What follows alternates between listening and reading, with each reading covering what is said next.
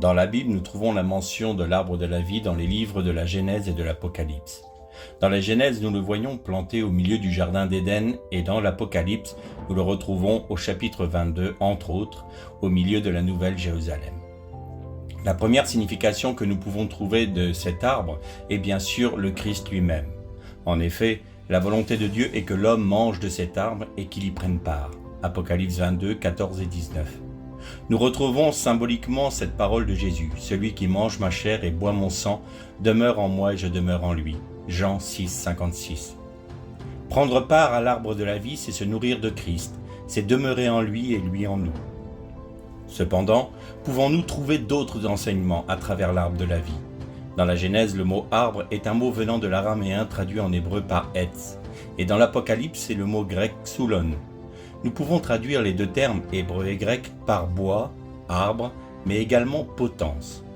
Nous retrouvons le mot etz, arbre, dans le livre du Deutéronome au chapitre 21 et au verset 22 et 23. Si l'on fait mourir un homme qui a commis un crime digne de mort et que tu l'aies pendu à un bois, etz, son cadavre ne passera pas la nuit sur le bois, etz, mais tu l'enterreras le jour même, car celui qui est pendu est un objet de malédiction auprès de Dieu, et tu ne souilleras point le pays que l'Éternel ton Dieu te donne pour héritage. Le gibet ou la potence est un signe de malédiction dans la Bible, et celui qui y est pendu est un objet de malédiction pour Dieu.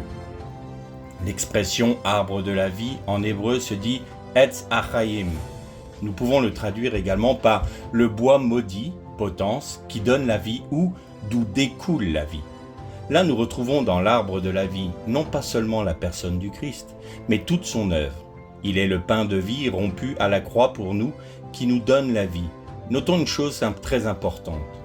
L'arbre de la vie qui représente Christ et son œuvre était là avant la chute de l'homme. Cela nous enseigne que Dieu n'est effectivement pas soumis au temps, comme nous le sommes nous. Il nous faut toujours nous souvenir que tout est accompli en Christ et parfaitement accompli. La Bible nous le démontre dans le fait que nous retrouvons l'arbre de la vie dans le premier de ses livres, mais également dans le dernier, l'Apocalypse. La croix typifiée par l'arbre de la vie est une œuvre de toute éternité. Dans la dimension de Dieu, tout est parfait, et cette perfection doit se traduire dans notre dimension par la foi en l'œuvre du Christ. Nous avons été crucifiés avec Christ, Galates 2, 20. Car en lui nous avons la vie, Actes 17, 28. Christ nous a rachetés de la malédiction de la loi, étant devenu malédiction pour nous, car il est écrit « Maudit est quiconque est pendu au bois » Galates 3, 13. Oui, Christ a été fait malédiction pour nous, afin que nous ayons la vie en lui et en son œuvre à la croix, le bois maudit. Nous l'avons dédaigné, nous n'avons fait de lui aucun cas. Cependant, ce sont nos souffrances qu'il a portées, c'est de nos douleurs qu'il s'est chargé, et nous l'avons considéré comme puni, frappé de Dieu et humilié. Mais il était blessé pour nos péchés, brisé pour nos iniquités. Le châtiment qui nous donne la paix est tombé sur lui, et c'est par ses meurtrissures que nous sommes guéris. Ésaïe 53, 4 et 5.